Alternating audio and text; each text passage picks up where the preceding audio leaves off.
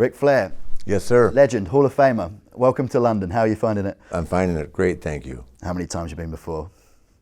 Someone asked me today because I always talk about Japan, like saying I've been like 72 times. So I've probably been to London over 100 times since 1974. The crowds here in Birmingham, Manchester are just phenomenal to wrestle in front of. The fans love it, and they appreciate us as not only as our character, but they appreciate the work ethic, and it's a wonderful place to come visit. First time I came back in the 90s with the WWE, we pulled up in an arena, and I want to say it was in London or Manchester, and there must have been 200 people outside the door dressed up like The Undertaker. Literally. I mean, everybody that was on the roster, the whole, talking about 1,200 people, hanging about 200 people dressed like The Undertaker at least in that crowd. I thought, I said, they like this wrestling, don't they? So yeah, it's a great place. Why do you think it is that it's always been so well received over here? Number one, it's perceived, I think, more over here as a mainline sport. And I mean, it's sports entertainment, but they really get behind the good guys and the bad guys. And I think they put it on the same level as rugby and soccer. To some extent, obviously, we proved in '92 that we could draw 85,000 people. I think that was the record attendance at that time for Wembley. I can't think of any reason, just the fact they love sports, and we bring them more entertainment. And people, nowadays, it's enough to worry about in the world. If you can get away from it for a while and enjoy some entertainment, I think we provide an awesome vehicle for it. Are you pleased to see that there's a NXT UK brand now? Obviously Charlotte came through, well, FCW originally and then NXT, and now that's been spread over here, and the British fans are kind of getting their own brand to be proud of and see grow as well. Yeah, I think it's awesome. I mean, one of the guys that broke me in the business, and is a guy named Billy Robinson from Wigan, who I guess was famous in his day over here. But yeah, the English have always loved wrestling, and they call it hooking over here, submission wrestling, and I learned from it. I didn't learn anything about that, but he was tough on us when he broke us in along with Vern Gagne, but sometimes too tough. I mean, he was really kind of a bully, but he was a tough guy. I think that's the mentality over here, a little bit like the Japanese, that you pay your price on the way up, and you just don't start on top. You work. So to have the kids have the opportunity to start here, with the goal of going to NXT in Orlando, and then hopefully the main roster is great, and it creates competition for everybody along the way, which is how they get better. In your career, when you were playing your more sort of villainous sides, did you ever take anything from that sort of English stereotype? I know a lot of your roles had the kind of same preening, strutting style, which is almost like the stereotypical English villain, isn't it? Did you ever see any of that in yourself? Well, I was James Bond. Still are. Yeah, I was, and still am. Older version. I was James Bond before Sean Connery came along.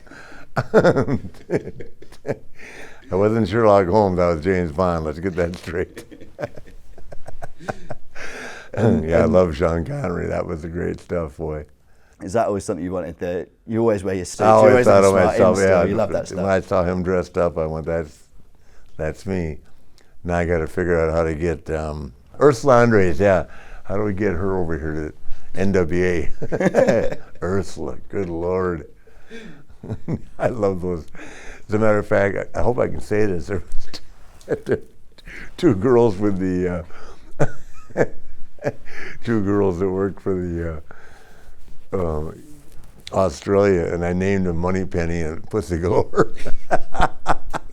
Strictly after the James Bond characters, I'd like to add. Yeah, exactly. For anyone listening. Yeah, I was a big fan of James Bond, so yeah, it's just funny. But I just think that the fans over here, they get vested in a character. I mean, I think the merchandise over here probably goes better than anywhere, because they can really get behind someone, and it's fun to work with the crowd. Yay, hey, not where it's mixed as much, but a definitive good guy and a bad guy. You mentioned NWA there, and obviously you came through back when you were, a huge part of your career. It was still the territory days. Now with NXT and NXT UK, they're NXT now one of the main roster, but NXT UK probably seen possibly as kind of like a European territory for the WWE. Do you like the idea of people learning their crafts in different parts of the world to learn what makes the total performer before they come in to the WWE main roster? Well, I think it makes them better. I don't know that I necessarily like it. I mean, they've had independent groups all over Europe for years. When I first started, there were all kinds of independent promoters over here. Really, I think that what is the best for people is that the more people they can wrestle that have a different style that's unique to themselves or unique to another person is how you actually get better. The more people, if you're married to the same person or the same three people you get where you can have a great match with them and it becomes natural and that, but then you don't say a word to them.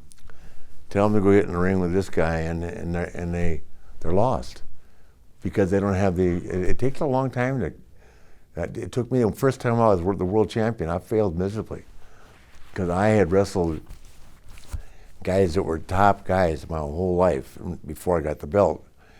I got the belt, all of a sudden I'm going somewhere and the guy wasn't that good, but I have to make him look that good for an hour. That's hard to do. So I wasn't ready because I hadn't wrestled that many, but when I got it back the second time, after a year and a half of traveling, I was ready and more prepared.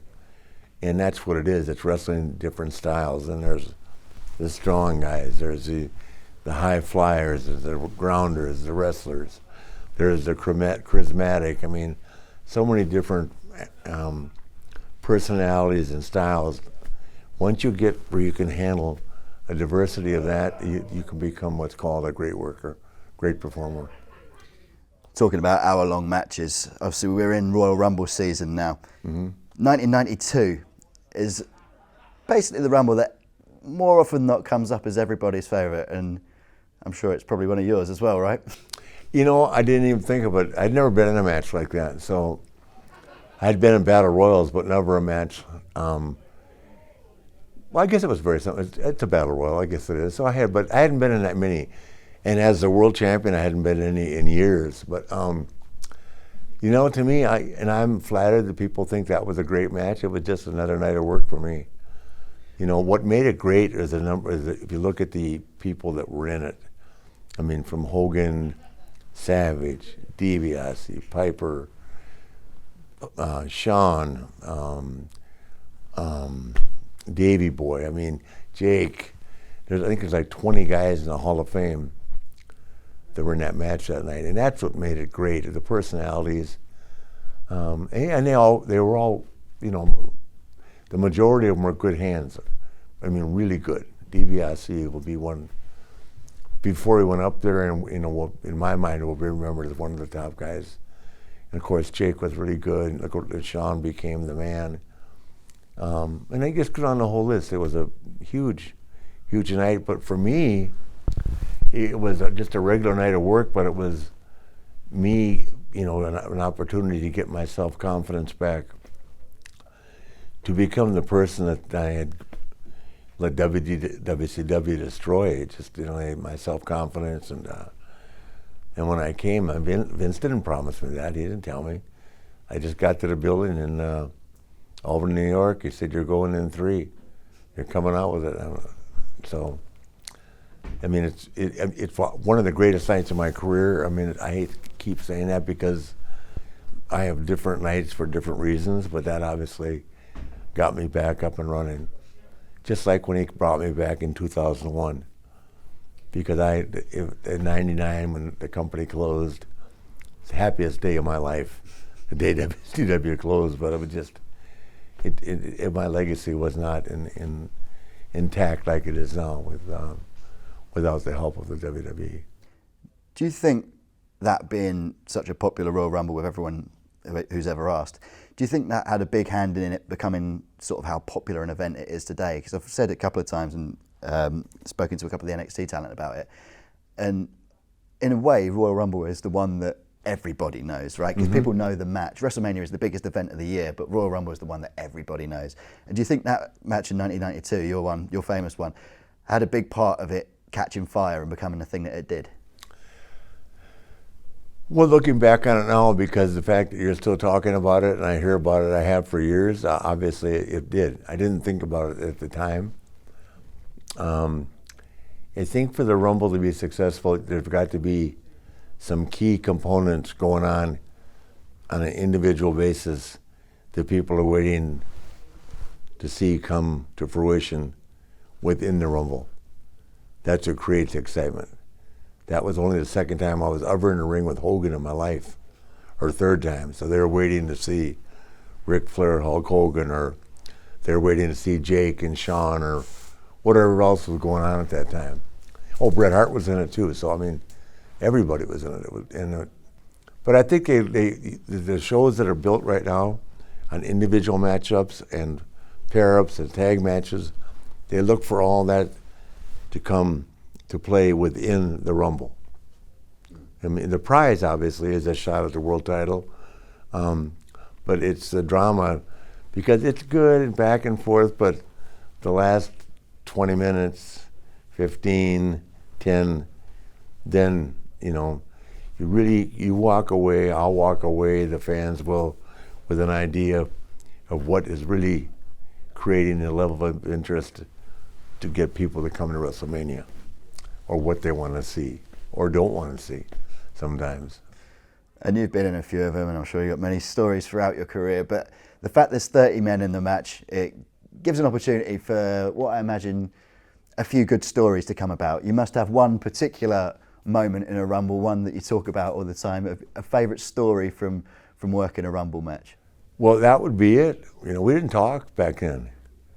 I knew what we were doing at the end, but I didn't talk to anybody during the match or before the match.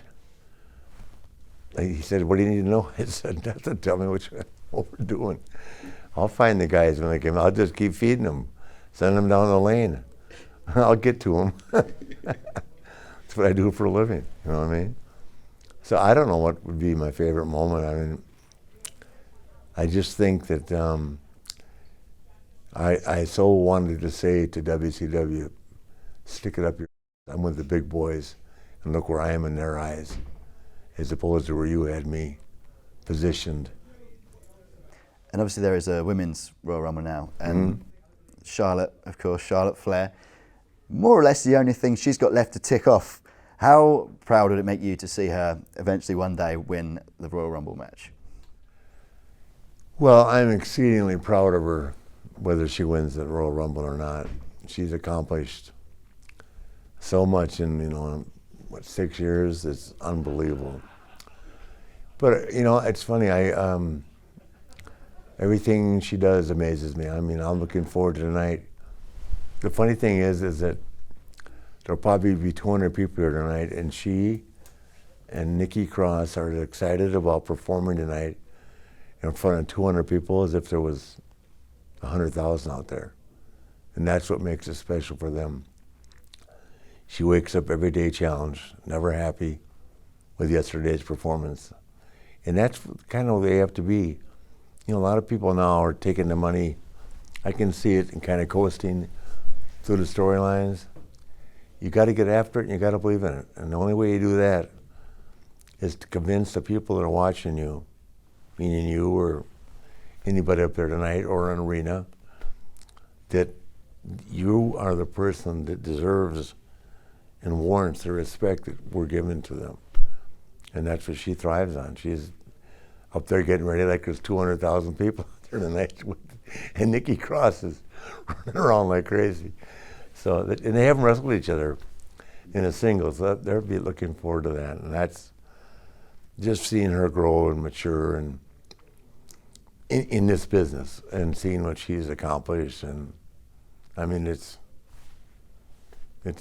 once in a lifetime. You don't have that kind of a father-daughter relationship. I've never seen it in the business before. So I feel like it's real special. And I'm exceedingly proud of her.